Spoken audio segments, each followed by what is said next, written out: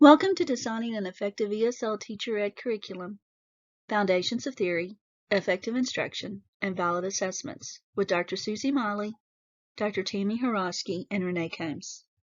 In this session, we will share with you what we feel to be the key components that need to be included in the Teacher Ed curriculum to effectively prepare students to be English as a second language teachers or mainstream classroom teachers working with an English language learner. According to Doran Leach, 2003, the focus of research on teacher education needs to shift from examining what it is that good teachers do in particular situations to investigating how it is that good teachers think about particular situations. The nature of teacher knowledge is much more about how teachers interpret the complexity and the situated variability of the particular problems of the classroom, how those interpretations evolve over time and across settings, and how and when those interpretations influence decisions and actions in the classroom. Let's take a quick look at the history of education. The Civil Rights Act of 1964 was the nation's premier civil rights legislation. The act outlawed discrimination on the basis of race, color, religion, sex, or national origin, required equal access to public places and employment, and enforced desegregation of schools and the right to vote. It did not end discrimination, but it did open the door to further progress. Although the 13th, 14th, and 15th Amendments outlawed slavery, provided for equal protection under the law, guaranteed citizenship, and protected the right to vote, individual states continued to allow unfair treatment of minorities and passed Jim Crow laws allowing segregation of public facilities. These were upheld by the Supreme Court in the Plessy v. Ferguson case of 1895, which found state laws requiring racial segregation that were separate but equal to be constitutional. This finding helped create legalized discrimination well into the 20th century. Following World War II, pressures to recognize, challenge, and change inequalities for minorities grew.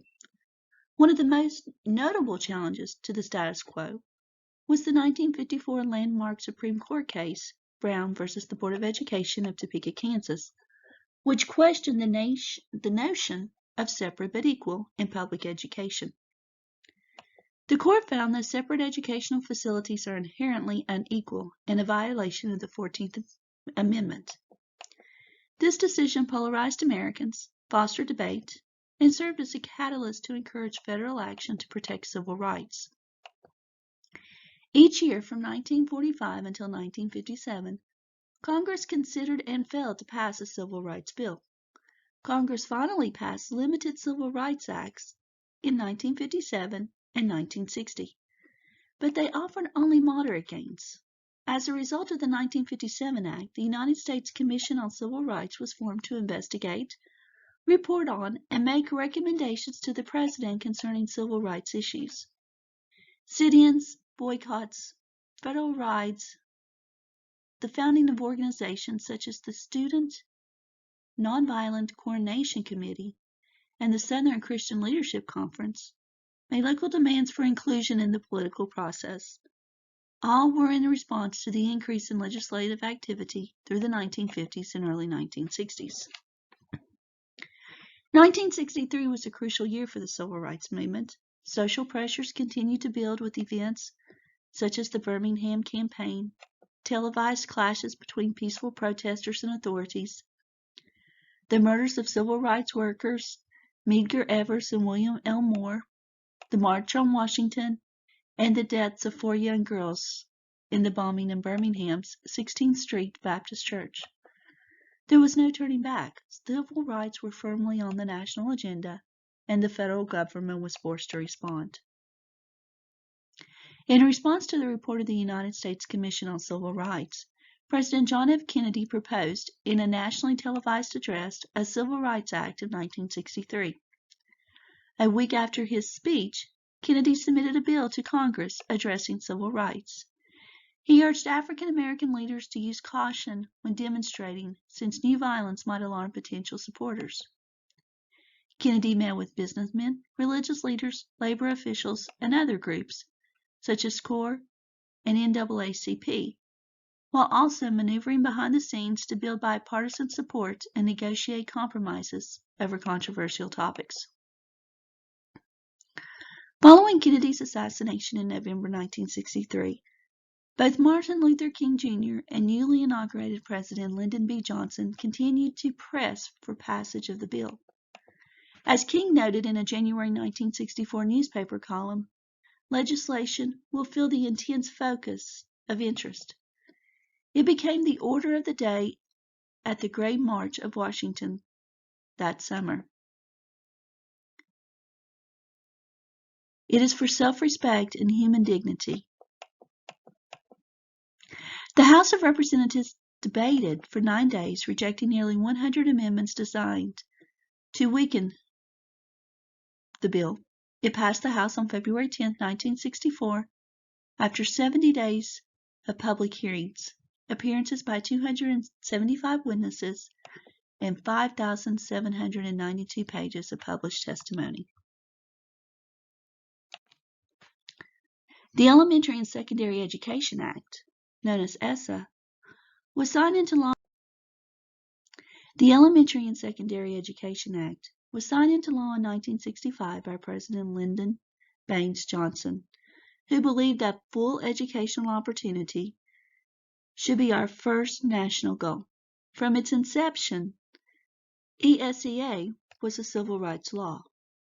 ESEA offered new grants to districts serving low-income students, federal grants for textbooks and library books, funding for special education centers, and scholarships for low-income college students. Additionally, the law provided federal grants to state educational agencies to improve the quality of elementary and secondary education.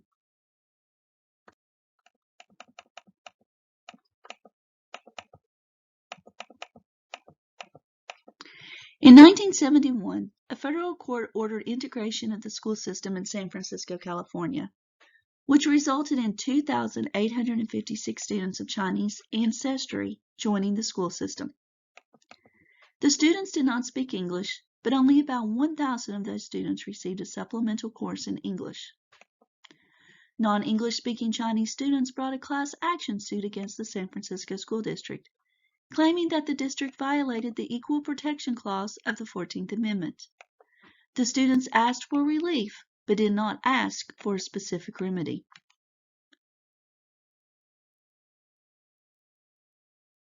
In the Law v. Nichols case of 1974.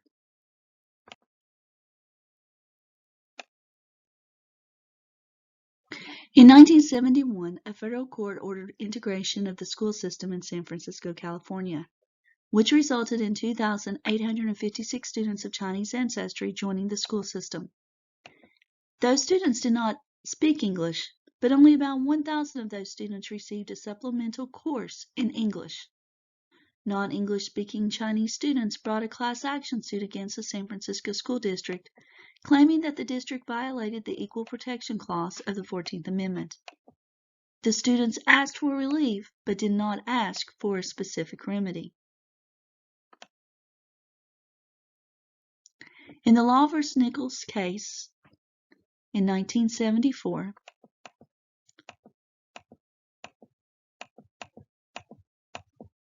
the U.S. Supreme Court held that denying special instruction to the Chinese students was discrimination based on national origin in violation of the Civil Rights Act. Federal policy for language minority students learning English changed dramatically with the passage of the No Child Left Behind Act of 2001, which was President George W. Bush's plan for the reauthorization of the ESEA. Whereas grants under the former Title VII Bilingual Education Act were competitive, Title III provides formula grants to state education agencies. These agencies, in turn, make subgrants to eligible local education agencies that apply to the state for the funds. Under Title III, funding for limited English proficient students nearly doubled, and for the first time, federal funds for limited English proficient students went to nearly all eligible schools. But because these federal funds are now spread more thinly, fewer dollars are available for each eligible limited English proficient student. Unlike recent versions of the Bilingual Education Act, Title III does not make any distinctions between bilingual and non-bilingual programs.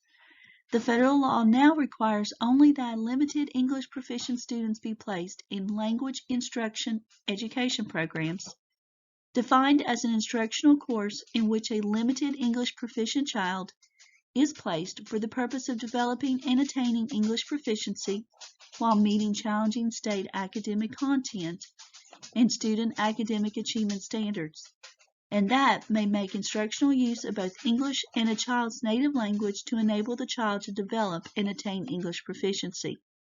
It may include the participation of English proficient children if such course is designed to enable all participating children to become proficient in English and a second language. Thus, any program for limited English proficient students must meet only two requirements: teach English and teach academic content as outlined in state education, language proficiency, and academic standards. Instruction in the native language is optional.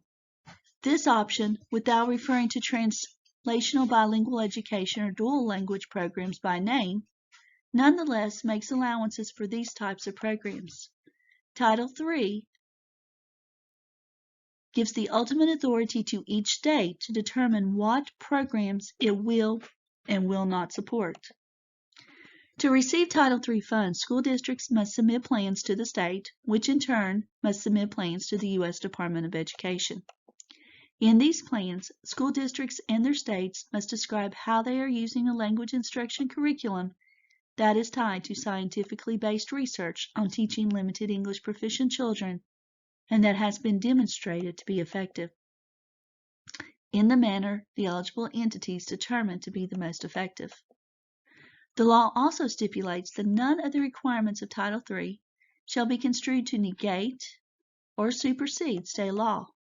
As a result, in states with laws restricting bilingual education, schools cannot use the allowances for bilingual education in Title III to offer such programs unless they meet their state law's waiver requirements. At the same time, states that mandate bilingual programs may continue to provide these programs. The sole focus of Title III is English.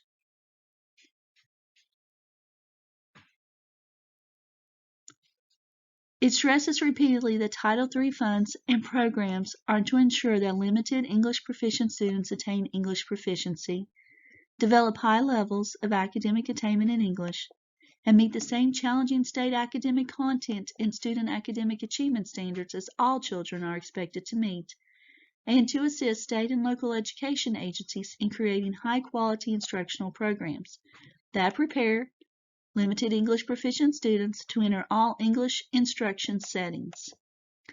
Another purpose of Title III is to hold state educational agencies, local educational agencies, and schools accountable for the increases in English proficiency and core academic content knowledge of limited English proficient students by requiring demonstrated improvements in the English proficiency and adequate yearly progress on state academic achievement tests.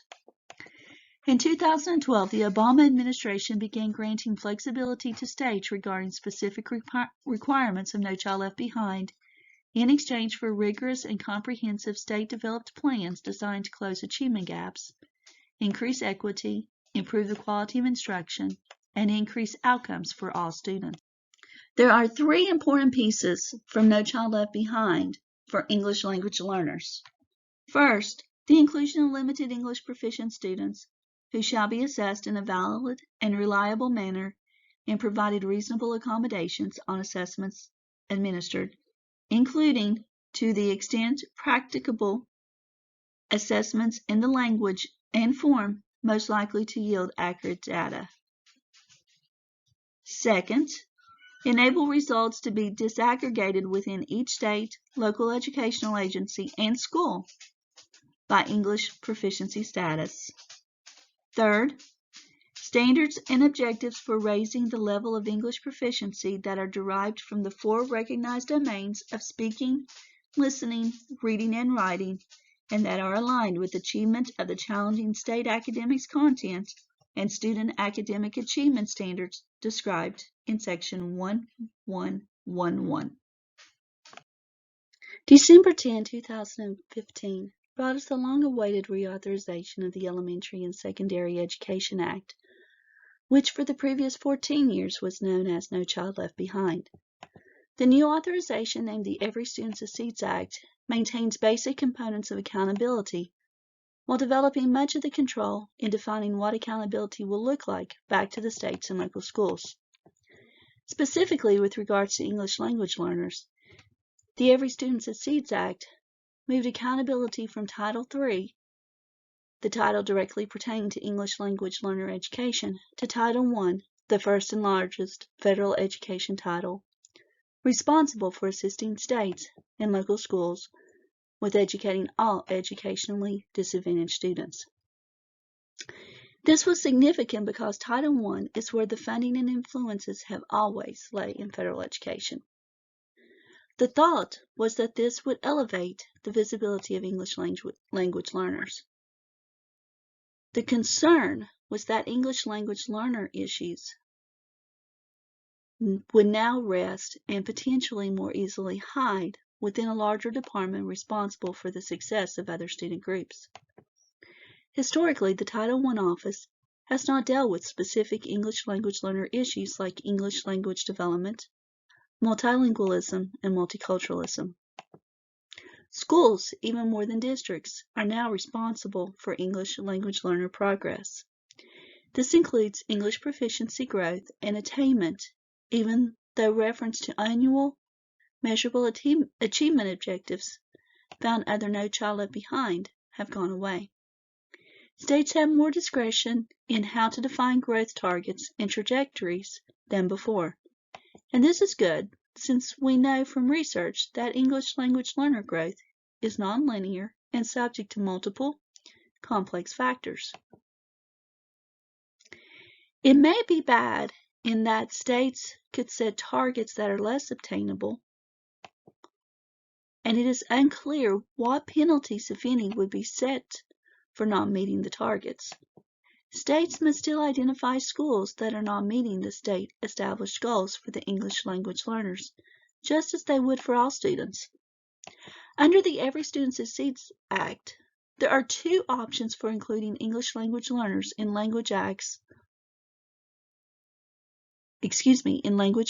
or reading tests. Option 1, schools would exclude English language learners from language arts reading testing in Year 1, and in Year 2, English language learners would test and be counted. Option 2, schools would include English language learners in Year 1 language arts reading testing, but omit their scores for accountability purposes. Growth would be reported in Year 2, and attainment of content proficiency would be the goal by Year 3.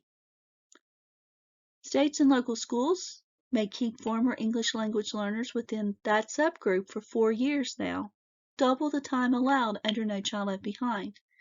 This is significant since it means schools now get to count their successes longer and earn credit for them. States also must standardize their entry and exit definitions and procedures now.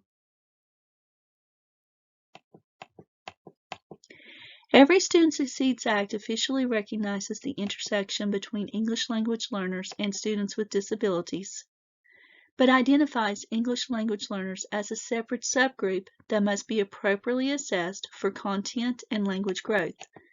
This includes alternate content and language assessments for English language learners with disabilities. In cases where participation in the regular assessments, even with accommodations as allowable, would not be meaningful, valid, or reliable.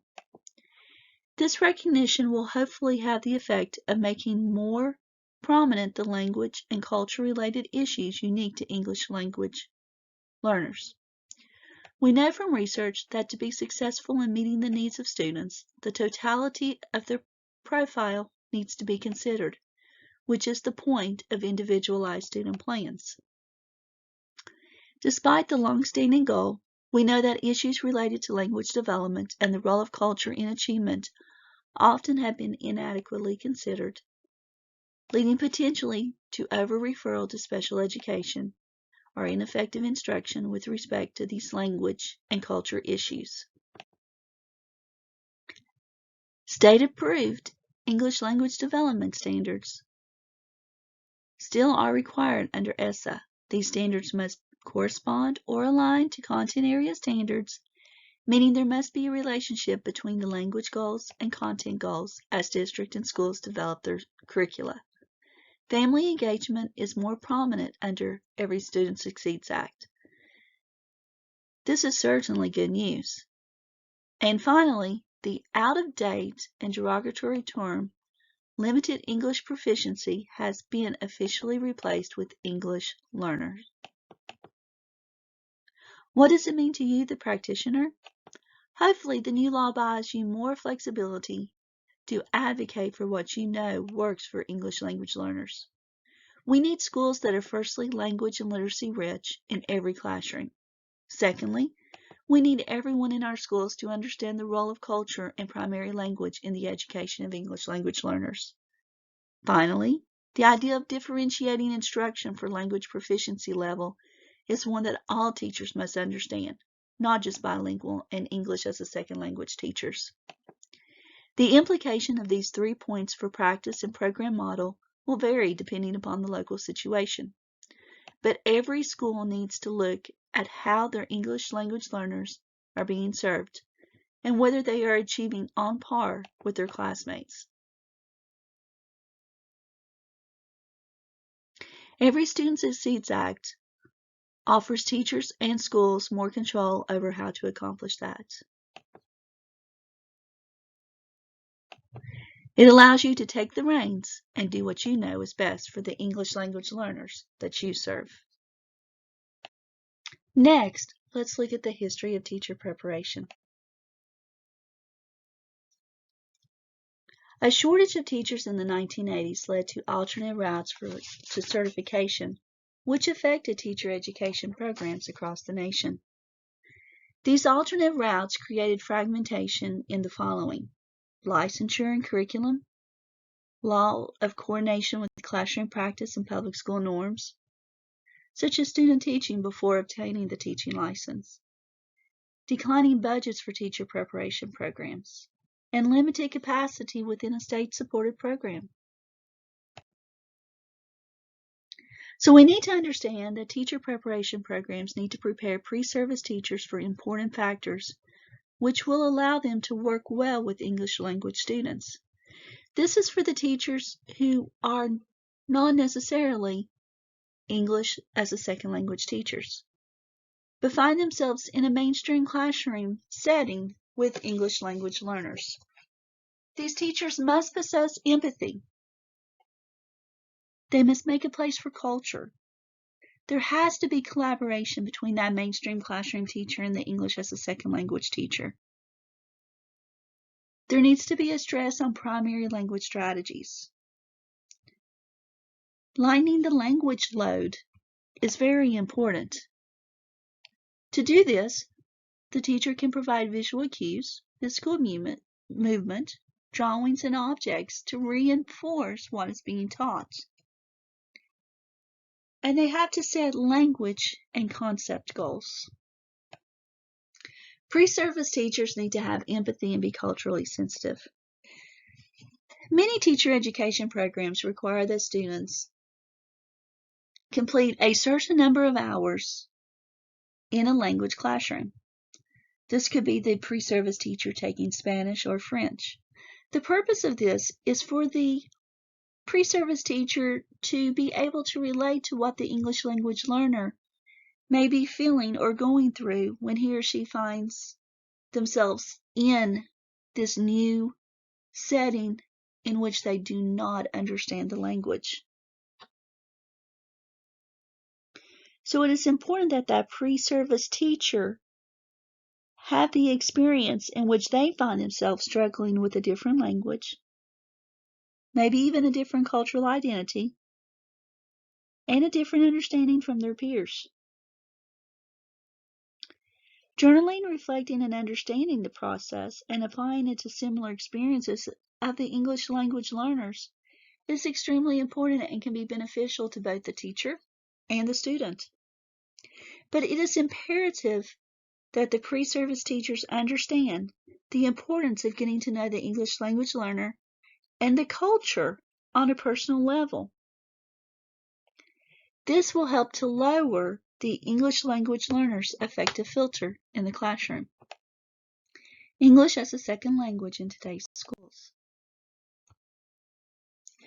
95% of children under 6 who were involved in the English as a second language program were born in the United States.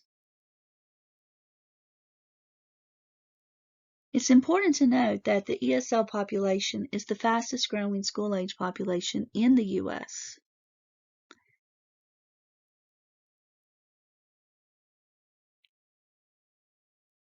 Typically, in the English as a second language classroom, it is one teacher per 10 students.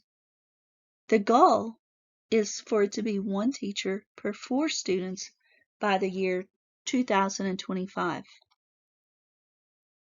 And the majority of the English language learners that are in the United States were born here. They are second and third generation Americans.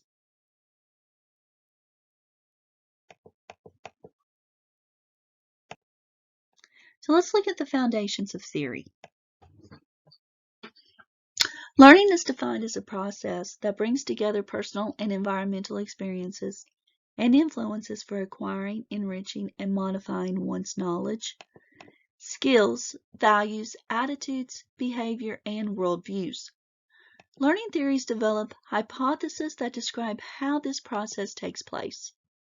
The scientific study of learning started in earnest at the dawn of the 20th century. The major concepts and theories of learning include behaviorist theories, cognitive psychology, constructivism, social constructivism, experimental learning, multiple intelligence and situated learning theories, and the community of practice. Let's look at behaviorism. The behaviorist perspectives of learning originated in the early 1900s and became dominant in the early 20th century. The basic idea of behaviorism is that learning consists of a change in behavior due to the acquisition, reinforcement, and application of associations between stimuli from the environment and observable responses of the individual. Behaviorists are interested in measurable changes in behavior. Thorndike, one major behaviorist theorist, put forward that a response to a stimulus is reinforced when followed by a positive, rewarding effect, and a response to a stimulus becomes stronger by exercise and repetition. So this view of learning is akin to the drill and practice program. Skinner, another influential behaviorist, proposed his variant of behaviorism called operant conditioning. In his view, rewarding the right parts of the more complex behavior reinforces it and encourages its reoccurrence. Therefore, reinforcers control the occurrence of the desired partial behaviors. Learning is understood as the step-by-step or successive approximation of the intended partial behaviors through the use of reward and punishment. So the best-known application of Skinner's theory is programmed instruction, whereby the right sequence of the partial behaviors to be learned is specified by elaborative task analysis.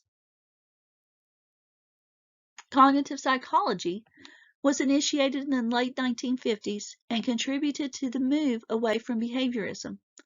People are no longer viewed as collections of responses to external stimuli, as understood by the behaviorist, but information processors. Cognitive psychology paid attention to complex mental phenomena ignored by behaviorists and was influenced by the emergence of the computer as an information processing device, which became analogous to the human mind. In cognitive psychology, learning is understood as the acquisition of knowledge. The learner is an information processor who absorbs information, undertakes cognitive operations on it, and stocks it in memory. Therefore, its preferred methods of instruction are lecturing and reading textbooks. And, at its most extreme, the learner is a passive recipient of knowledge by the teacher. Constructivism emerged in the 1970s and 1980s, giving rise to the idea that learners are not passive recipients of information, but that they actively construct their knowledge in interaction with the environment and through the reorganization of their mental structures. Learners are therefore viewed as sense makers, not simply recording given information but interpreting it. This view of learning led to the shift from the knowledge acquisition to knowledge construction metaphor. The growing evidence in support of the construction nature of learning was also in line with and backed by the earlier work of influential theorists such as Jean Piaget and Jerome Bruner. While there are different versions of constructivism, what is found in common is the learner-centered approach, whereby the teacher becomes a cognitive guide of the learner's learning and not a knowledge transmitter. The social learner theory. A well-known social learning theory has been developed by Albert Bandura, who works within both cognitive and behavioral frameworks that embrace attention, memory, and motivation. His theory of learning suggests that people learn within a social context and that learning is facilitated through concepts such as modeling, observational learning, and imitation. Bandura put forward reciprocal determinism that holds the view that a person's behavior, environment, and personal qualities all reciprocally influence each other. He argues that children learn from observing others as well as from model behavior, which are processes involving attention, retention, reproduction, and motivation.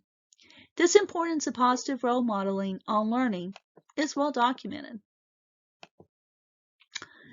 Socio-constructivism. In the late 20th century, the constructivist view of learning was further changed by the rise of the perspective of situated cognition and learning that emphasized the significant role of context, particularly social interaction. Criticism against the informal processing constructivist approach to cognitive and learning became stronger as the pioneer work of Vygotsky, as well as anthropological and ethnographic research by scholars like Rogoff and Lave, came to the fore and gathered support. The essence of this criticism was that the information processing constructivism saw cognitive and learning as processes occurring within the mind in isolation from the surrounding and interaction with it. Knowledge was considered as self-sufficient and independent of the context in which it finds itself. Now, in the new view, cognition and learning are understood as interactions between the individual and a situation. Knowledge is considered as situated and is a product of the activity, context, and culture in which it is formed and utilized. This gave way to a new metaphor for learning as participation and social negotiation. Experimental learning theories build on social and constructivist theories of learning, but situate experience at the core of the learning. They aim to understand the manners in which experiences, whether first or secondhand, motivate learners and promote their learning. Therefore, learning is about meaningful experiences in everyday life that lead to a change in an individual's knowledge and behavior. Carl Rogers is an influential proponent of these theories, suggesting that experiential learning is self-initiated learning, as people have a natural inclination to learn, and that they learn when they are fully involved in the learning process. Rogers put forward the following insight. 1. Learning can only be facilitated. We cannot teach another person directly. 2. Learners become more rigid under threat. 3. Significant learning occurs in an environment where threat to the learner is reduced to a minimum. 4. Learning is most likely to occur and to last when is self-initiated. He supports a dynamic, continuous process of change where new learning results in and affects learning environments. This dynamic process of change is often considered in literature on organizational learning. Multiple intelligences, challenging the assumption in many of the learning theories that learning is a universal human process that all individuals experience according to the same principles. Howard Gardner elaborated his theory of multiple intelligences in 1983. His theory also challenges the understanding of intelligence as dominated by a single general ability. Gardner argues that every person's level of intelligence actually consists of many distinct intelligences. These intelligences include logical, mathematical, linguistic, spatial, musical, bodily kinesthetic, interpersonal, and intrapersonal. Although his work is speculative, his theory is appreciated by teachers in broadening their conceptual framework beyond the traditional confines of skilling, curriculum, and testing. The recognition of multiple intelligences for Gardner is a means to achieving educational goals rather than an educational goal in and of itself.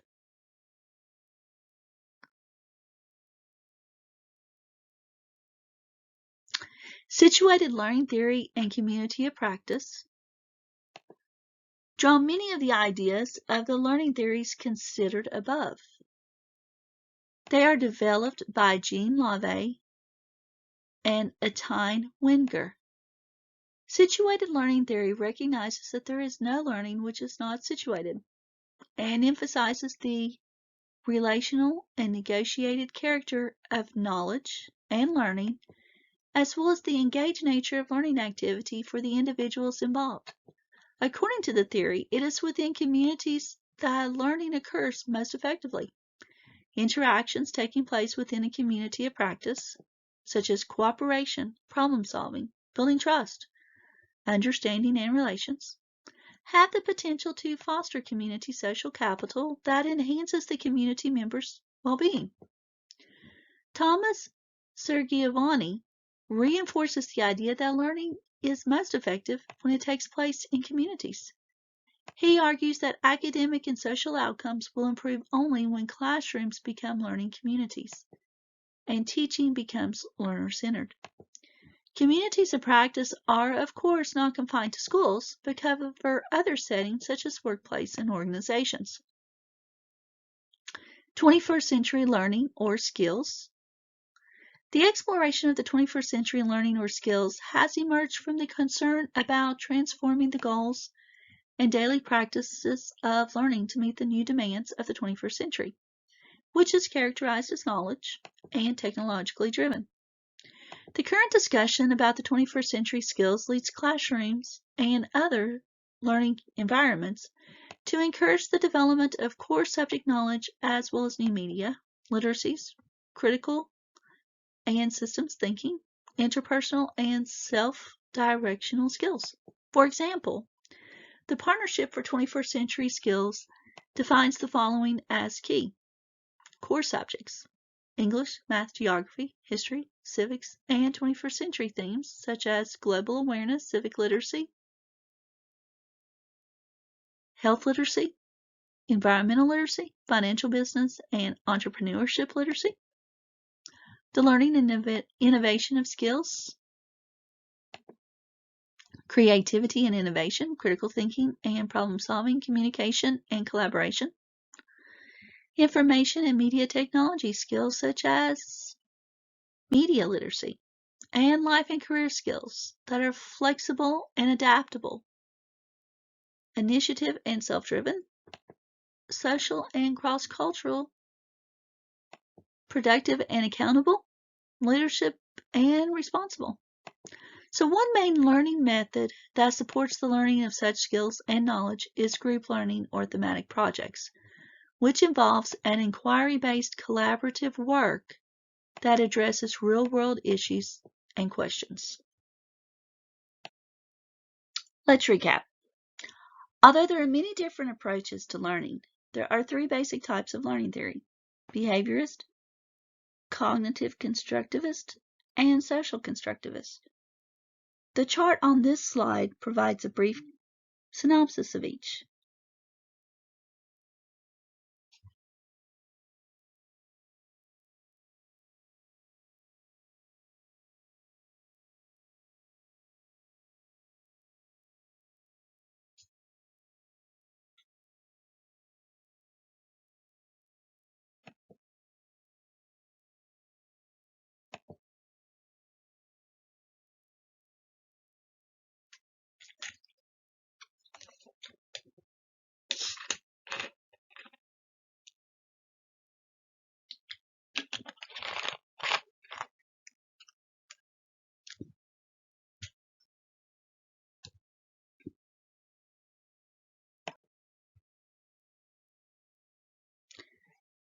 Let's look at knowledge base.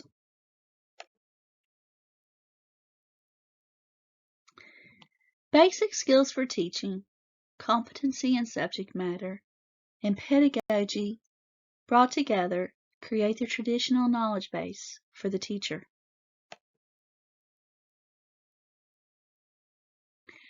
According to Finster-Marcher in 1994, there are two types of teacher knowledge base: formal knowledge, which is based on literature, derived from research, and relates to effective teaching. It's social, universal, and explicit. And the second knowledge base is practical knowledge, which is generated by teachers, comes from everyday experimentation, and is reflective. It's personal, situational, and tactic. An effective teacher has two types of basic knowledge: content knowledge, which is the knowledge that the teacher possesses about the content which he or she is teaching, and pedagogical knowledge, which is the teaching and learning of the subject and the curricula. It is the expertise, understanding, awareness, knowledge, and skills that second language teachers need to possess in order to be effective teachers. So if we look at the following four approaches to developing that knowledge base for the second language teacher, we can start off with Lafayette's three domains. In order to be an effective second language teacher, Lafayette says that the second language teacher must have language proficiency his or herself, needs to be civilized and cultured, and must have a background in second language acquisition and processing. So for our teachers in the teacher education programs, we need to ensure that they're meeting these domains.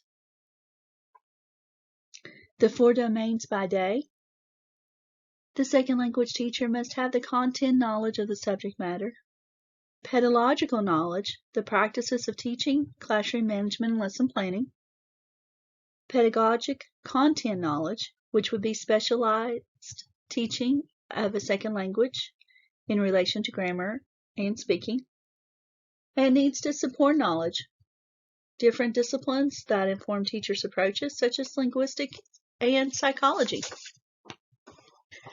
Richard's 6 dimensions of the second language teacher says that the second language teacher must have a theoretical base,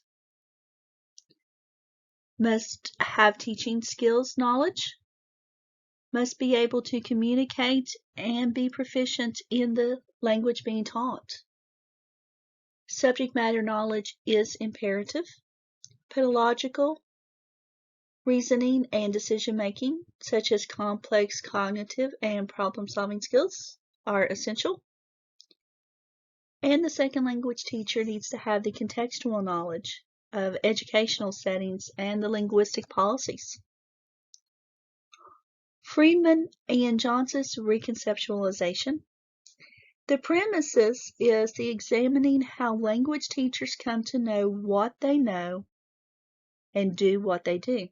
The focus is on the activity of learning in becoming a language teacher. The three interrelated domains of Friedman and Johnson's reconceptualization is that the teacher is the learner of language teaching, schools and schooling as socio-historical and cultural context for teacher learning, and the teacher's pedagogical thinking about language teaching. And a combination of all of these are essential for the second language teacher. So in the teacher education program, it is imperative that we are providing our pre-service teachers with these skills so that when they leave the teacher education classroom, they're able to step into their own classroom and work effectively with the second language learner. But one of the most important knowledge bases of the second language teacher is knowing the second language learner. It is imperative that the teacher develop the relationship with the student, to get to know the student and the culture from which the student comes from. Developing this sense of community within the classroom to ensure that that second language learner feels safe and secure is imperative to the learner being able to adjust and to learn in the situation. This chart on second language based knowledge to pedagogical reasoning and action was adapted from Wilson, Schulman, and Richards' research conducted in 1987. So at the center, we need to have transformation, which is the process of reconfiguring subject matter knowledge for teaching. So this process involves 5 sub-processors: preparation, representation, selection, adaptation, and tailoring. And in order to bring all of this together, we need to have instruction, which is the aspects of active teaching, discovery, or inquiry. Evaluation, which would be assessing student and teacher accomplishments. Reflection, critically analyzing one's teaching performance. Comprehension, which is the process of understanding subject matter. And new comprehension, which is the process of understanding new subject matter.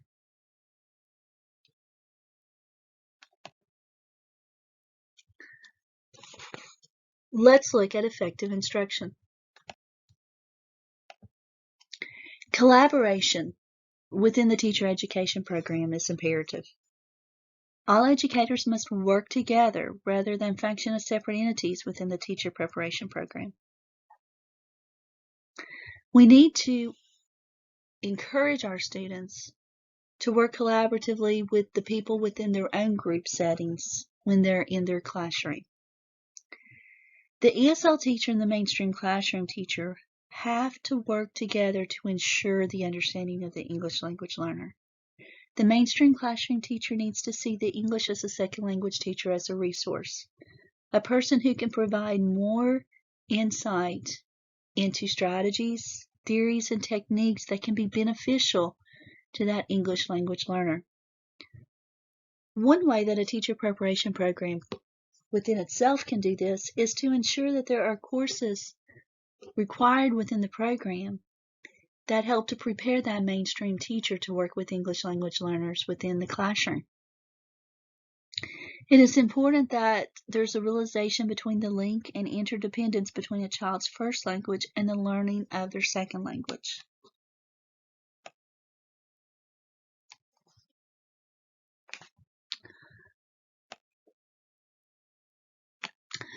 The models for teaching ESL students specifically designed academic instruction in English is teaching academic content using an array of strategies designed to help English learners.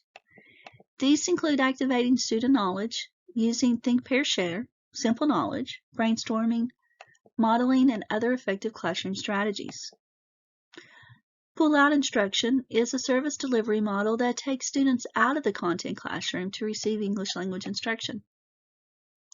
Utilizing pull-out often allows for small group instruction, and this method may include students of varied proficiency levels. This delivery model could be used with other service delivery models, such as the specially designed academic instruction and English model.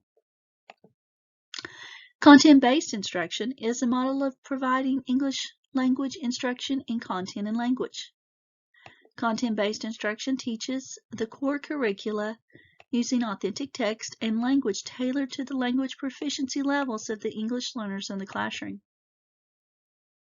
Heritage language uses the student's home language in the classroom for support of both the home and target languages. This method of instruction emphasizes for English learners the cultural connections and pride of the home language, history, and literature. Sheltered English instruction integrates language and content instruction by making grade-level content accessible. Teachers use clear, direct, and simple English while incorporating a range of scaffolding and strategies to connect the new learning to prior learning and providing collaboration opportunities while adapting the new academic material to the student's English proficiency level. Structured English immersion uses English as the main content of instruction and supports the academic content to acquire acquisition of English. Lessons are delivered through structured and sequential lessons based on the mainstreamed curricula. Valid assessments.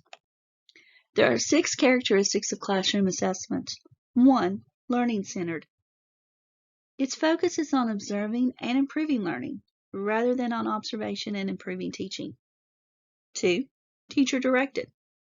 The individual teacher decides what to assess, and how to respond to the information gained through the assessment. 3. Mutually beneficial. Students reinforce course content and strengthen their self-assessment skills. 4. Formative. Its purpose is to improve the quality of student learning, not to provide evidence for evaluating or grading students. It provides information on what, how much, and how well students are learning. 5. Context. Specific. The assessment technique is chosen to fit the subject matter and the needs of the particular class. And 6. Ongoing. The creation and maintenance of a classroom, continually known as the feedback loop. Guiding principles for assessments. Assessments require clear thinking and effective communication. Those who develop and use high-quality assessments must share a highly refined focus. Classroom assessment is the key. Teachers direct the assessments that determine what students learn and how those students feel about the learning. Students are assessment users. Students are the most important users of assessment results.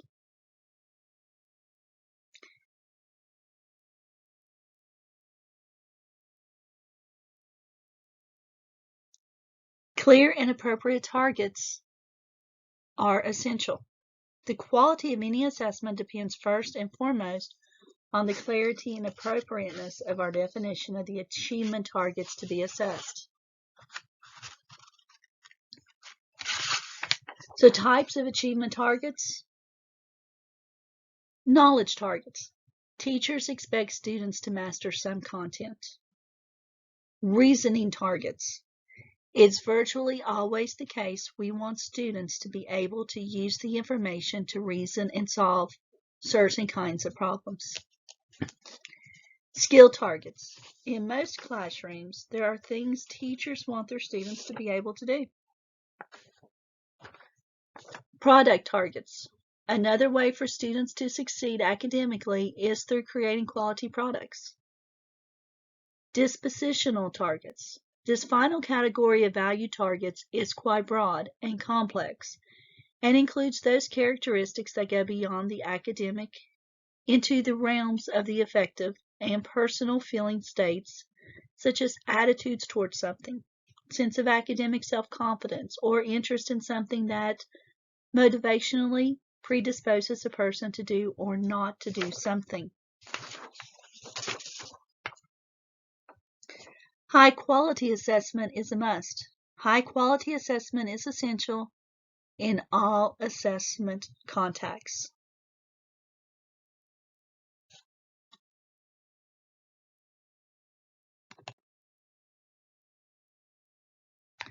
So assessment quality standards consist of clear targets, a focused purpose, proper methods, sound sampling, and accurate assessment free of distortion and bias. In conclusion, if we look at the big picture about teacher preparation, we need to develop programs that are doing these things right, encouraging empathy between teachers and English language learners, stressing the benefits of the native language, and creating collaboration between English as a second language and mainstream teachers.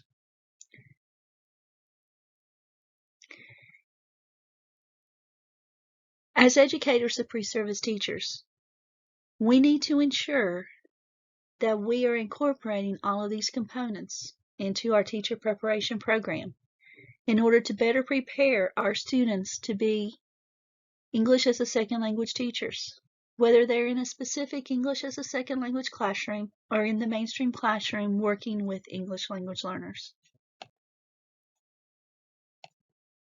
Thank you for joining us today as we shared with you what we feel needs to be included in instruction within the teacher education programs. Have a wonderful day.